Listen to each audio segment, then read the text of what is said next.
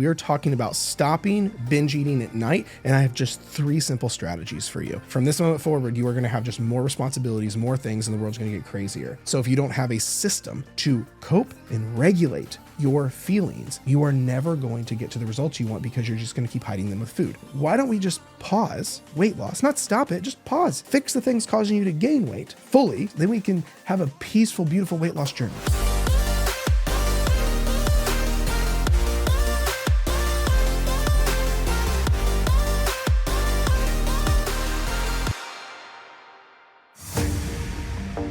What's going on, guys? Welcome back to a brand new episode of Dieting from the Inside Out. If you're new around here, welcome to the show. My name is Jared Hamilton, and I'm your host. If you're coming back to the show and you're a returning listener, I appreciate you. Now, in today's episode, we are talking about stopping binge eating at night, and I have just 3 simple strategies for you. Because at the end of the day, binge eating is a lot. To be honest, one of the biggest reasons people come to my program is to help them stop binge eating. Because at the end of the day, if binge eating or compulsive overeating, or however you want to label it, if that is a thing that's going on for you, it can not only wreck any chance of fat loss and losing the weight you want to lose, but for most people, it's passing down those same issues around with binge eating and food to your kids. And then it can ultimately take over your life, because this is where a lot of people don't talk about very much, where binge eating, if it is one of these things that just, you can't quit thinking about it and you struggle with it, whether it be a daily thing, an all the time thing, or just enough to cause some problems, it follows you everywhere until you heal through it. Because at the end of the day, food is so much more than fuel, and we have food in every area of our lives that has experience and memories. Christmas morning, birthday cake, for you or your kids or your loved ones, whatever, hanging out with your friends, traveling, vacation, all the things that we love most in life has food attached. This is why I always hate when influencers or whatever go like, oh, well, food is just fuel, cut out those foods or whatever. I'm like, no, that you can't just do that. This is the problem. They compare it to drugs. Like at the end of the day, yeah, you should probably cut out cocaine and meth from your life, completely.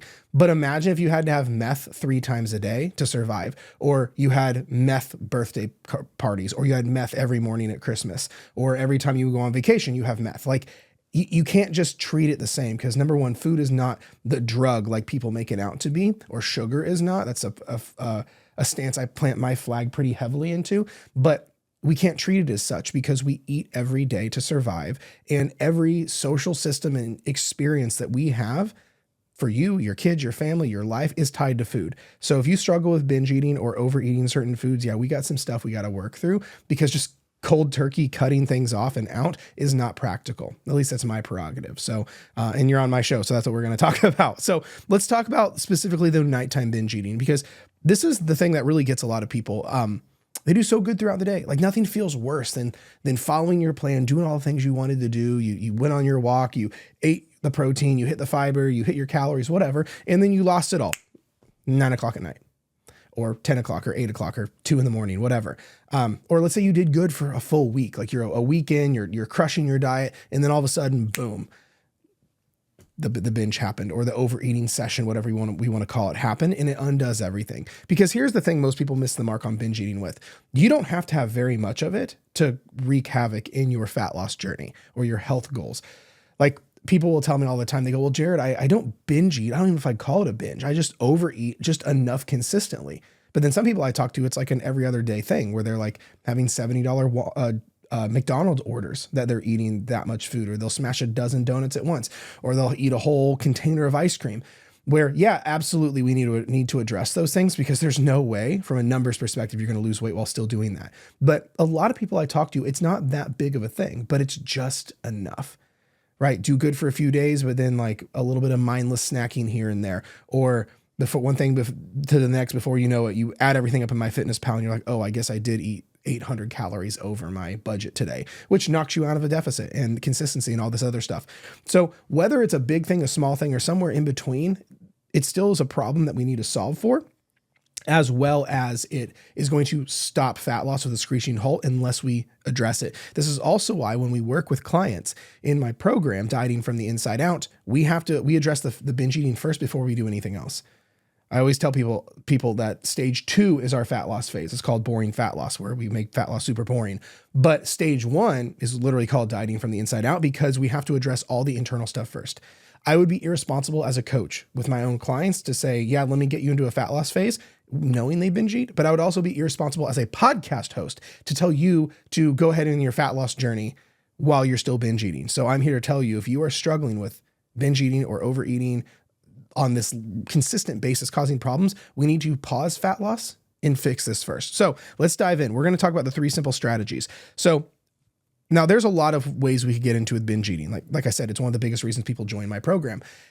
So I don't want to just overwhelm you on this episode, because if I gave you everything like with binge eating that we teach in the program, it would be like drinking out of a fire hose, and you probably wouldn't execute or implement any of it because it's a lot. So I'm going to keep this a little bit more surface level and a little bit more simple when it comes to this. And if you want more in the weeds, join my program. So let's get into it. 3 simple strategies for stopping nighttime binge eating. Number 1, anticipate and plan accordingly. Here's the thing that just blows my mind sometimes. So many people, they don't anticipate the problem that has been around for years.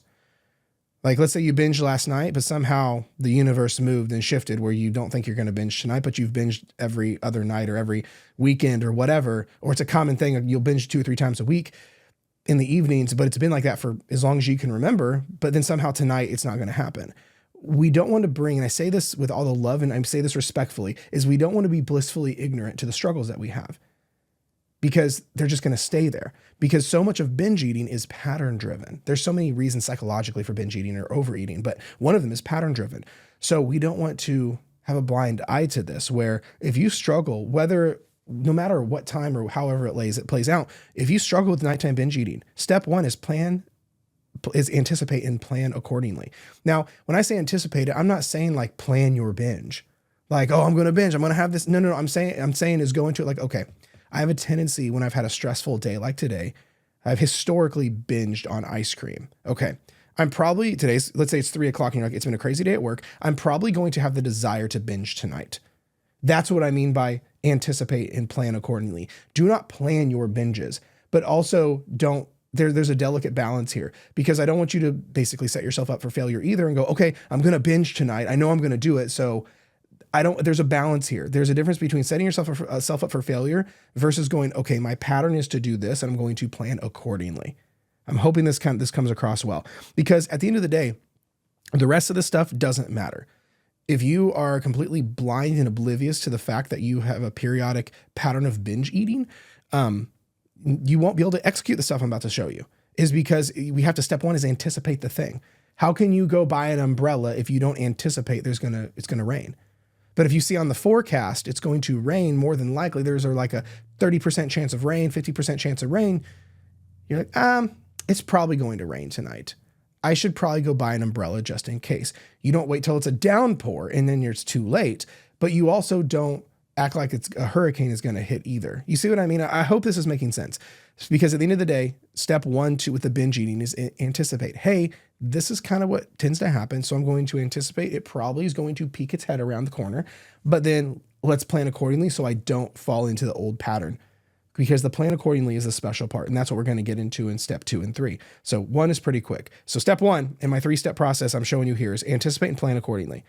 Like if I said, hey, if you normally plan, like I mentioned a second ago, if you normally binge after stressful days after you put the kids down, and it's been a stressful day and you're going to put the kids down tonight, would it be reasonable to think that, okay, the pattern of binge eating might poke its head out? Cool. What do we need to do to keep that from happening? Right. Again, that's what I'm going to get into with the next number 2 and 3, but that's the mindset I want you to have. So number 2, know why you're binge eating. This is one of the biggest things that whenever we work with people who are struggling with binge eating, we have to establish the reason why. Now, there's a balance here. As the coach, I establish the reason why because I can identify it pretty quickly. Where most people go wrong is they spend all their time and bandwidth in the world of why, and they don't actually do anything. Like I have so many people that I see who come in, who as they come into working with us, they're so obsessed with, I have to figure out why, I have to figure out why, I have to figure out why. And their obsession with figuring out the why they binge is stopping them from fixing it.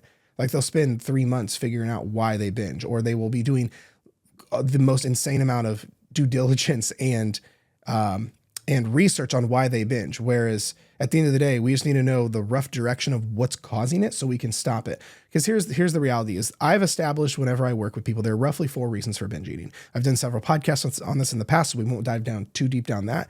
But what is the reason you're binge eating? Because there's still a level of importance to understand what's causing it, because this is how we can plan accordingly. What I mean by that, like, let's say, are your binges when you binge at night, are they hunger binges? Are you actually hungry because you haven't eaten all day?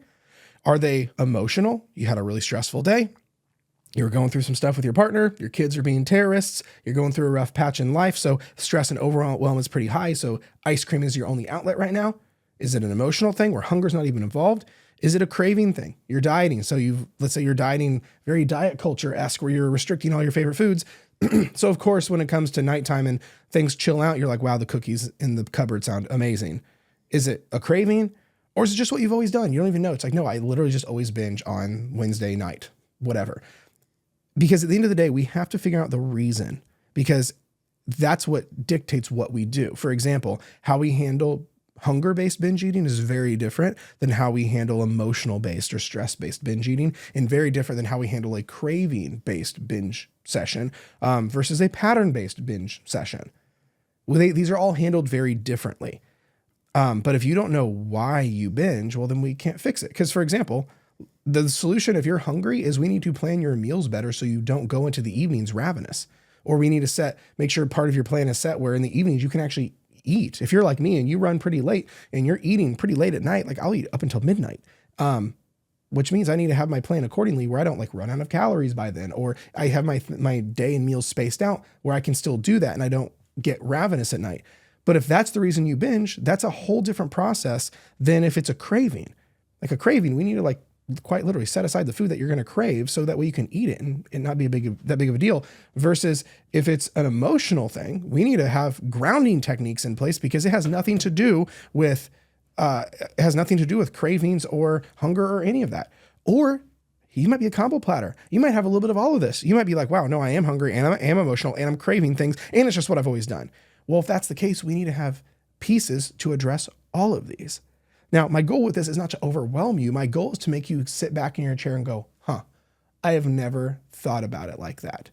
Because what I hate and what I don't want you to do is think binge eating is some discipline problem or some willpower problem. Let's be real. You've proven it's not a discipline or willpower issue. You're more than likely probably successful in your career. You have a lot going on for you. You probably have so many areas in your life that are thriving and are doing so well. And you've used willpower and discipline to get you there. And then you've also probably been dieting for more years than you haven't. So I can say with a lot of confidence that I don't think willpower or discipline is your issue. 9 times out of 10, when someone is like on a call to apply for coaching with us and they keep leaning into like, I'm disciplined. I'm so consistent. I'm this.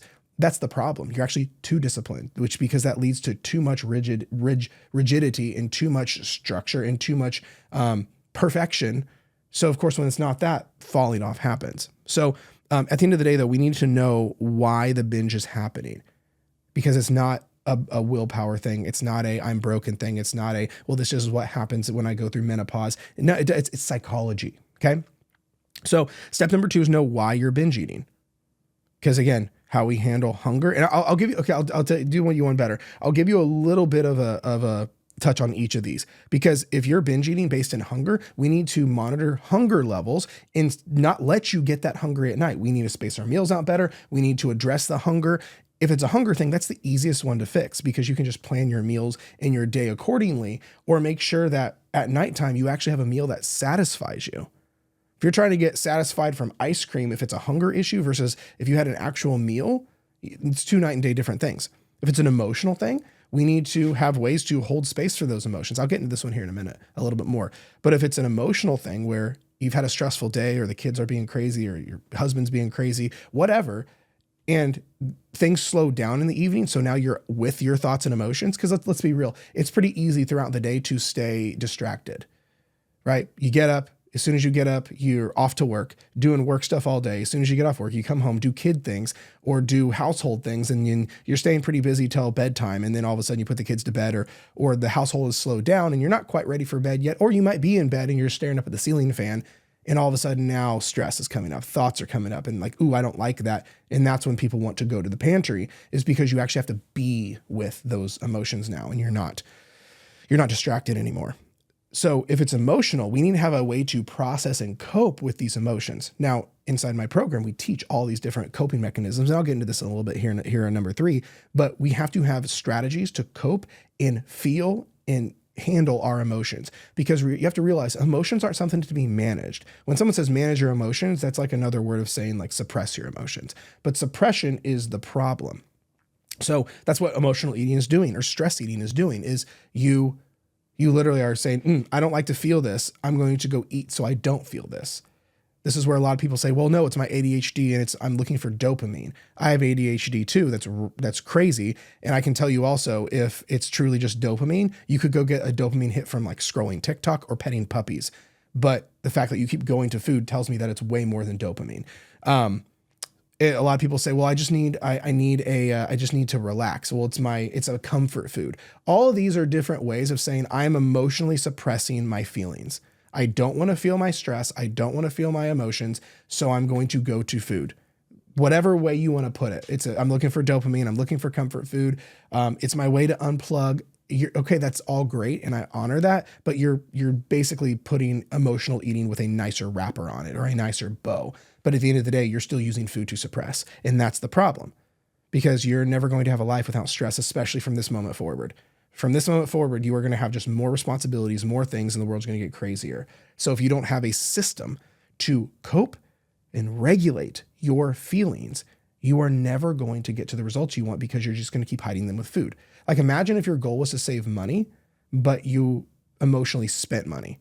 It doesn't matter. You could budget all you want, but one bad day, you'd max out your credit card. So that's number 2. Number 3, like I said, if you're binging, let's say based on a craving, you need to honor the craving, because suppressing cravings is like suppressing a spring. It's just going to go boing, or it's like putting a beach ball underwater. It's just going to explode up, because food is more than fuel, and we have to interact with these foods. So if anything with sugar or a craving or that's hyper palatable, you just go, no, I can't have that. That's bad. I'm dieting.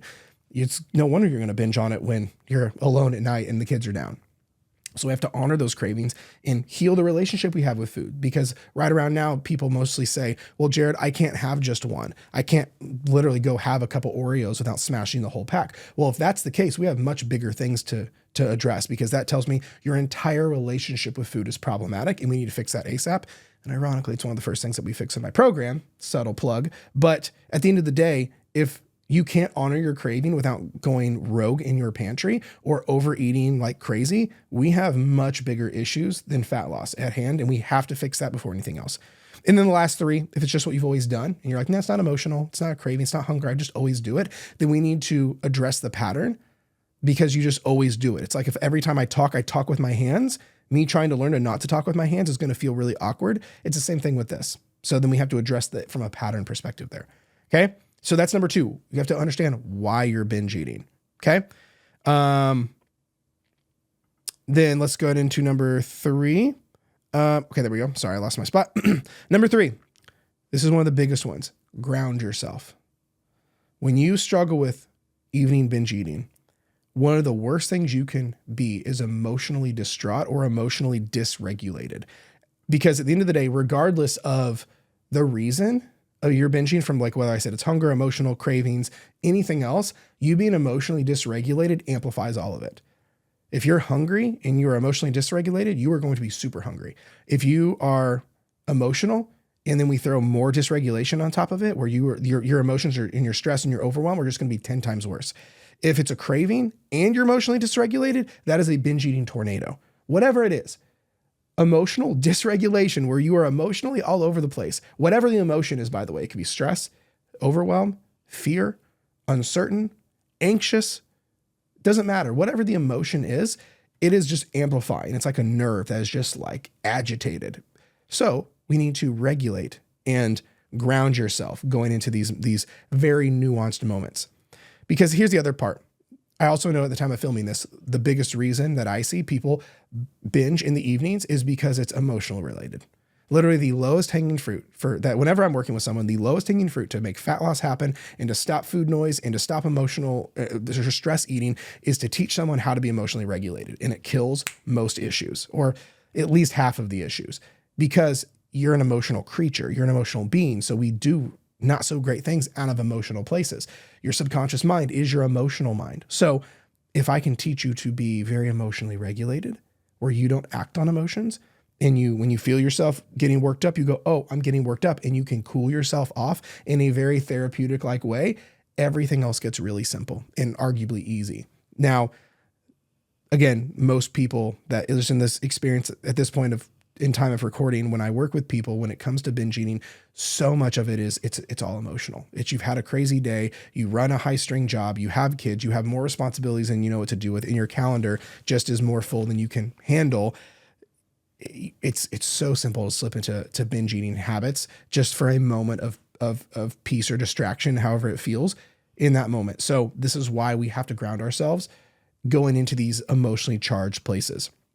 Because again, being dysregulated just makes everything worse and harder to make decisions.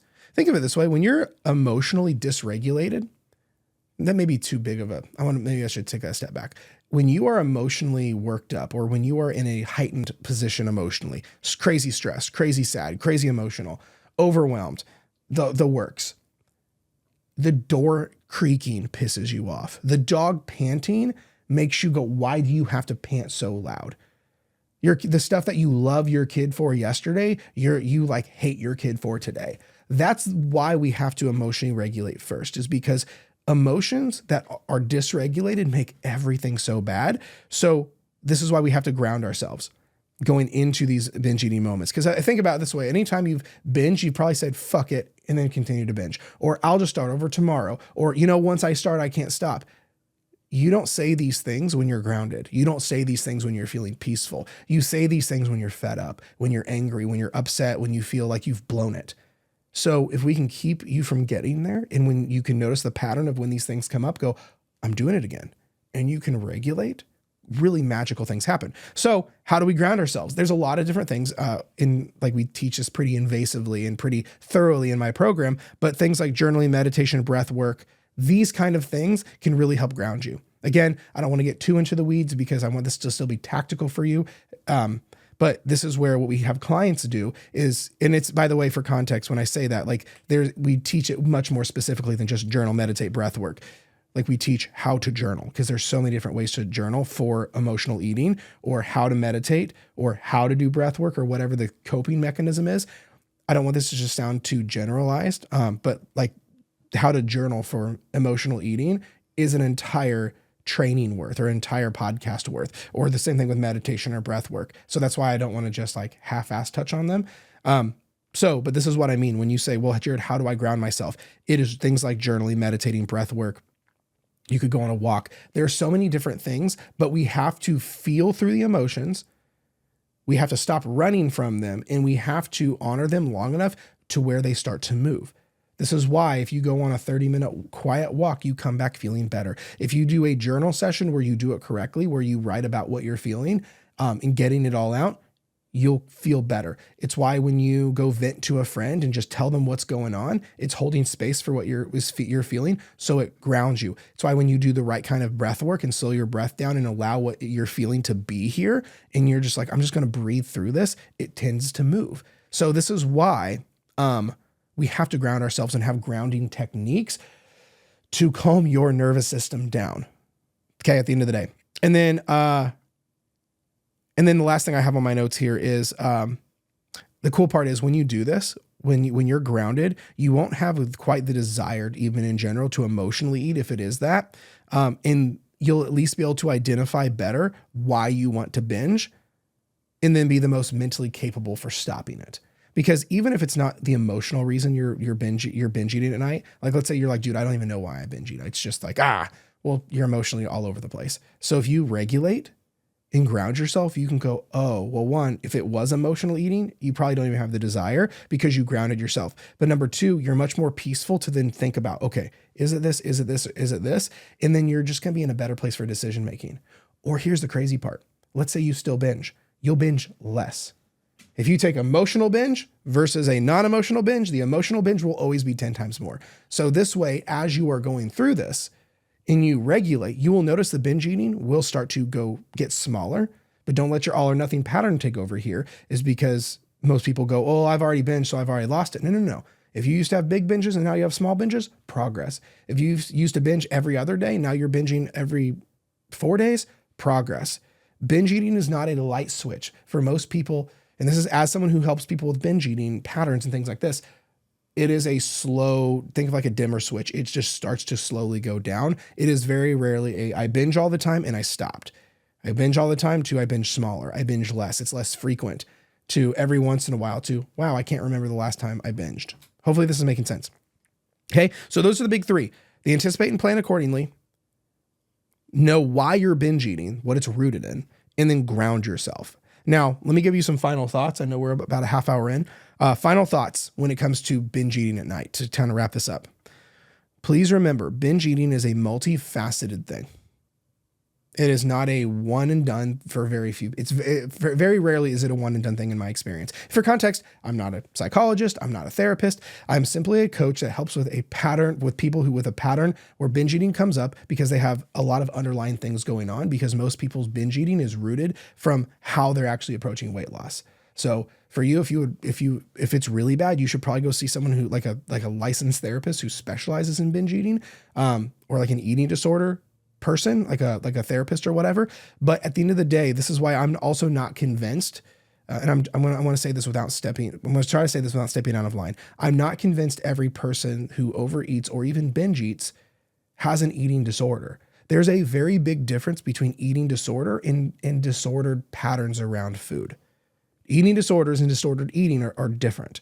Again, I have a lot of therapists that listen to my show. So if I am wrong, shoot me a message. But from the feedback that I get from therapists and binge eating people, like professionals, I haven't had any corrections thus far. Because again, I'm not trying to overstep my bounds here. I just know so many people when it comes to this stuff, half the reason they're binge eating and you're struggling is because of what weight loss is teaching you, or how you are going on your weight loss journey. So of course, if you shun your favorite foods and you don't have ways to regulate yourself and you have good food, bad food mentality and you're starving yourself, it's not a binge eating disorder. It's literally a reflection of dumb decisions you're making trying to lose weight. So of course you're going to binge, right? If I go spend all my money frivolously, of course I'm going to have none in my bank account. But if I handle my money responsibly, I'll have more in my bank account. It's very similar to the way that I like to approach this. Okay. So final thoughts. Like I said, binge eating is a multifaceted thing. Like I said, most people, it's based in several different things: hunger, emotional cravings, patterns, identity, like the whole works. So realize for you, it may be more than just one thing. So it's going to take longer to fix. Number two, it's never a willpower problem. It is a psychology and pattern problem. I'm telling you, I've been coaching people for the last 15 years and thousands of clients with this stuff. And at the end of the day, I can tell you it is never a willpower problem. To be honest, it's the other way around. People who pride themselves on how much willpower they have, they pride themselves on how much discipline they have, are actually the ones who binge eat and struggle the worst. I was just chatting with someone literally yesterday who was applying for coaching, and she came from a bodybuilding background. But several times on the call, she talked about how disciplined she is and how hard she can work and how good she is. So it's no wonder if stuff on the other side of the fence, like binge eating, happens, or she feels like there's food she can't control herself around, is because you take discipline so far, you rebound. It's never a willpower thing. It is a psychology and pattern thing. Hopefully, I'm really hoping that sticks. Lastly, and then we'll wrap up and we'll call it a day. If you're trying to lose weight while still struggling with full on or periodic binge eating, you are fighting yourself an uphill battle, making this entire thing take way longer than what it should. What I mean by that is if you are struggling with any level of binge eating, compulsive overeating, whatever you want to call it, whether it's full on 5,000 calorie days, or if you overeat periodically or stress eat or mindlessly eat just enough a couple times throughout the week, regardless, you should not be trying to lose weight until that is solved. Because at the end of the day, it doesn't matter what you do in weight loss and how much weight you lose. If that is still going on, it will always bring you back. My whole thing is, before I get you to start losing weight, how about I stop the things that make you gain weight? Pretty simple to me. Or if you were filling up a bucket of water full of holes, I bet you would plug the holes before you keep pouring more water in, right? That seems reasonable. So why don't you do the same here? If you had a bucket full of holes and you don't have another bucket and your responsibility is to fill up this bucket with water, you would be silly to not plug the holes or patch the holes. I bet you, even without even thinking about it, would go, I can't carry water in this house, holes in it. I need to fix the holes. Well, we need to take the same approach and philosophy here. You have all these things making you gain weight: food noise, binge eating, stress eating, mindless eating, self-sabotage, old belief systems, outdated methodology with weight loss, diet culture, a bad relationship with food. All these things are making you gain weight every single day. But instead of addressing those, most people go, I just want to lose weight now. And they take a blind eye and they go, I just want to lose weight now over here. Where, why don't we just pause weight loss? Not stop it, just pause. Fix the things causing you to gain weight fully. Then we go into weight loss. Then we can have a peaceful, beautiful weight loss journey. Like that's the magic. You would do it with a bucket of water, so why don't you do it here? Now, if you don't know how to do it, because that may be the issue, you're like, Jared, I don't know how to fix half those things you said. I don't know how to fix self-sabotage. I don't know how to fix my relationship with food. I don't know how to fix food noise. You said there's 7 reasons for food noise. How do I fix all 7? Whatever. If that's the case, apply to coach with us. There's literally, if you want to apply for private coaching with me, you can text me at the number down below. Or we literally do this exact same thing in my program, Dieting from the Inside Out, and we walk people through it, and it's beautiful. And it literally works like clockwork so much. Like, I believe in my system so much that I even put my money where my mouth is. If inside Dieting from the Inside Out, if we don't get your food noise alone to get cut in half within 6 weeks, I'll give you your money back. Like, it's that's how much I believe in this. Now, if you want to apply for that, just shoot me a message on Instagram and just say, let's see, what word do I want you to use so I know you came from this podcast? Let's say, just text me the word ready on Instagram and I will know you came from this episode. So hit me up on Instagram at @RealJaredHamilton and just say the word ready. And then I'll ask you a few questions to make sure Dieting from the Inside Out is even the right fit. And then we'll go from there with all the details. So let me know if you have any questions. I hope this was helpful. And if you struggle with binge eating or overeating at night, implement these 3 and watch everything start to shift. Otherwise, be sure to subscribe to the show to make sure you don't miss out on any future episodes. And I will talk to you very soon.